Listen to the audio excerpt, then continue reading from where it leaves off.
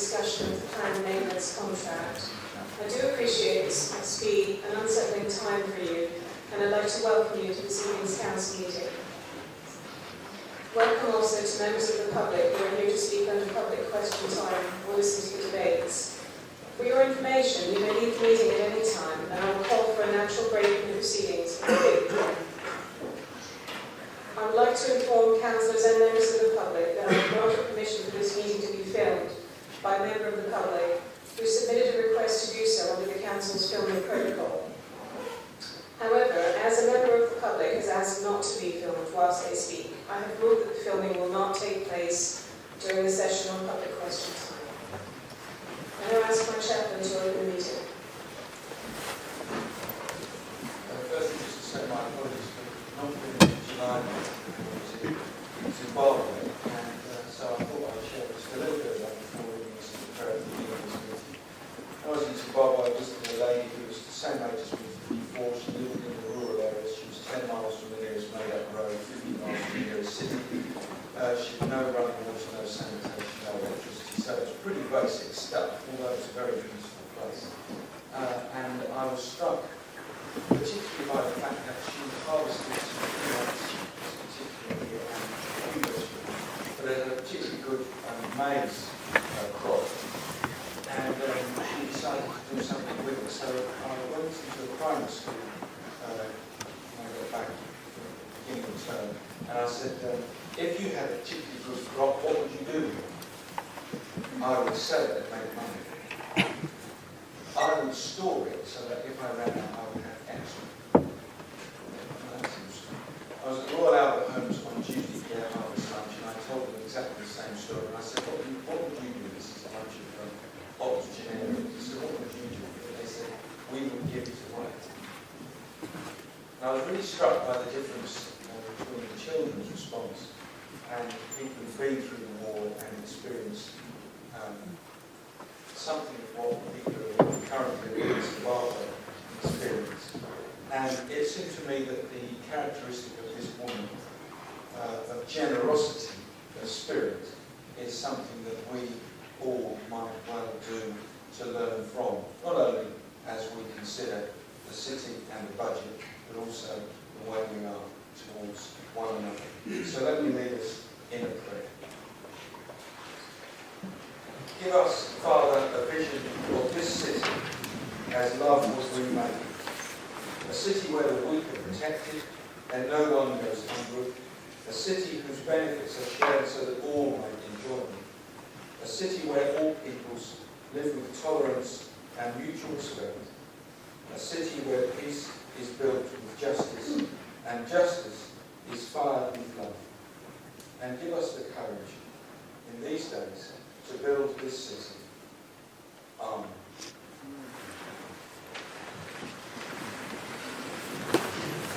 Thank you very much. May I move to the approval of the minutes? May I approve as a the minutes of the meeting of the council held on the 22nd of July 2010?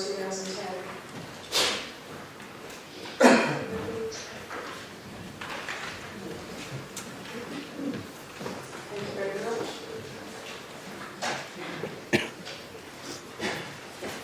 Agenda item 2, Mayor's announcements. First we go to apologies, and I have apologies so far received from Councillors Boyce, Sanders and McPherson. Are there any other apologies? Councillor Walker?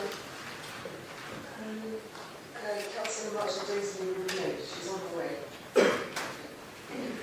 Thank you very much. Anybody else? Councillor Carroll.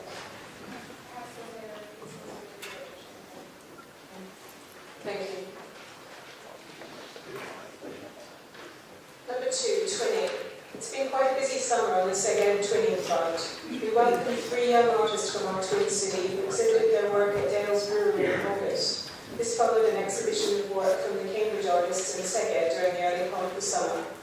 We have also had a visit from some Rotarians from the Seged who were hosted by the Rotary Club of South Cambridge. And last Friday I attended a concert put on by the Seged Society, which was excellent and very good value. And there's another concert being put on Saturday the 23rd at Queen's College. So if anybody is available and interested, I know definitely is going.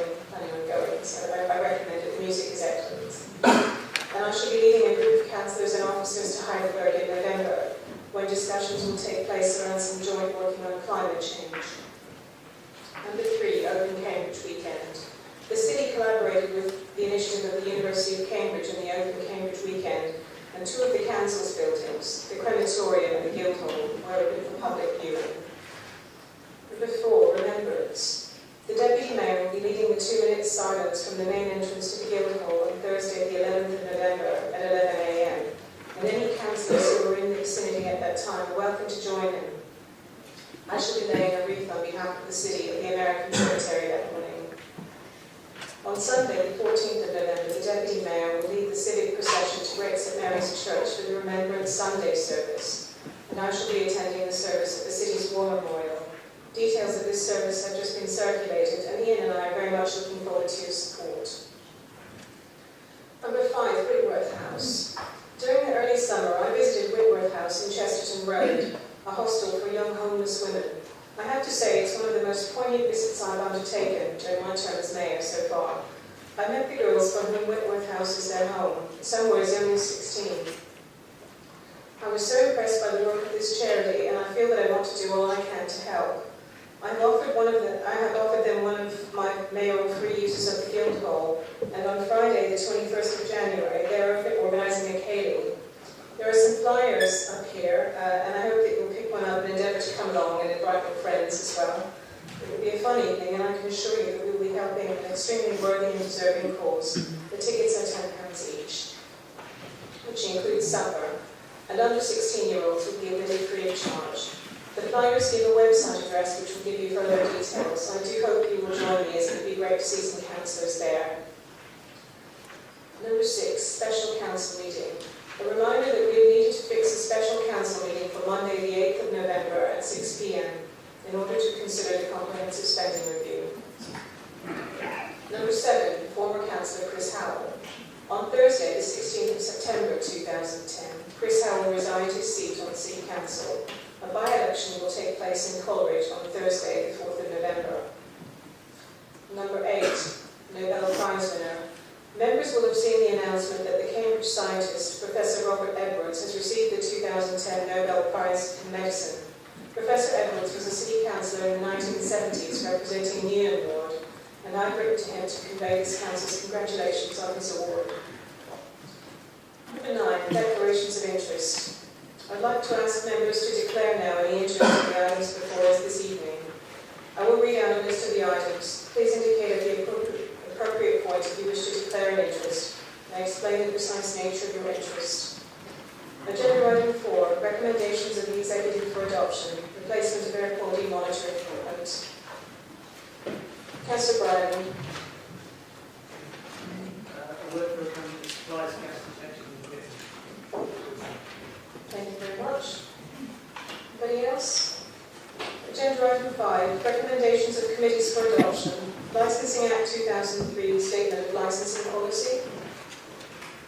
Councillor Saunders. I have personal interest in this. I've already passed up again by versions. Thank you very much. Councillor Rosenstein. To be fair, a personal interest as a member of the campaign for Real Ale. Thank you. Councillor Cullen. Personal interest. Councillor Brown. Personal interest as a member of the campaign for the Very popular organisation. Anybody else? Licensing of sexual entertainment venues. Anybody? E-petitions. New arrangements for appointing the leader.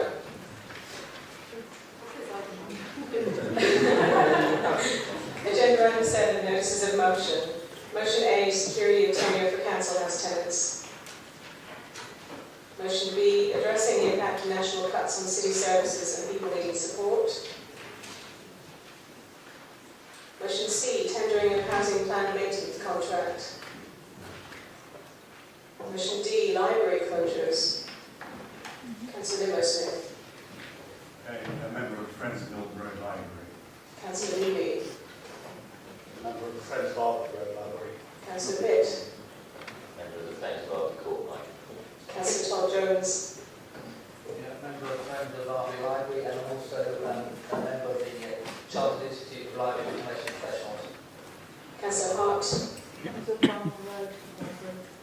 Councillor Wright. Friend of two libraries, Milton Road and Barnwell Road. Councillor Blair. I'm a friend of Arbury Road Library, and I suspect I am of Milton Road Library, but I'm certainly not the name of it. Sorry, Councillor Swanson. Member of Friends of Rock Road Library. Any of the library friends? Councillor Sharp. One member of Fairway. Thank you. Motion E, participatory democracy for Cambridge's youth, enhancing links and engaging voters. Councillor Polanowski. I teach economics and independent citizens. Thank you very much. Councillor Hipkin. Previous winner of the Motion N, supporting Cambridge's students scrapping tuition and fees. Councillor Todd Jones first. I'm an employee at Cambridge University. Councillor Polanowski. I'm the graduate of my master's at Cambridge University. Councillor Smith. An employee of Cambridge University. Councillor Ward. My wife is an employee of Cambridge University Press. My wife is a fellow at the college. I have one child who is a current Cambridge University student. I have two children who might have wished to go to university if they thought they could afford it. Councillor Blackhurst. I'm a member of Cambridge University. Councillor Swanson. I'm an employee of the Open University. Councillor Blair. I have one son who's just started a university course and one who would like to, but he's not put up graduation fees. Councillor Davey. I have a son who is currently going to graduate. Councillor Pitt. My wife works for Cambridge University and also applies college as a supervisor. My father is on the university's graduation scheme in Scotland. Councillor Reid. I work for the Open University and I also have a daughter hoping to go to university. Councillor Dick. My wife works for the university. Councillor Herbert. I'm the same as Councillor Bick, and I also work as a contractor for Anglo University. Councillor Walker. My husband's employed at Cambridge University and I've got two children at university. I also need to declare that I have a 17-year-old at home who is considering university in years. Councillor Reid. Sorry, my husband does a very small amount of consultancy work at university. Thank you. Councillor Hipkin. Just everyone's declaring their progeny. I have a child. About 5 years from now. Is that all the declarations focused on motion F? Motion G, achieving member equality in Cambridge City Council. Thank you very much. Agenda item 3, public question time. Can I now ask that a member of committee services team turn off the camera? The remainder of agenda item 3 will not be filmed.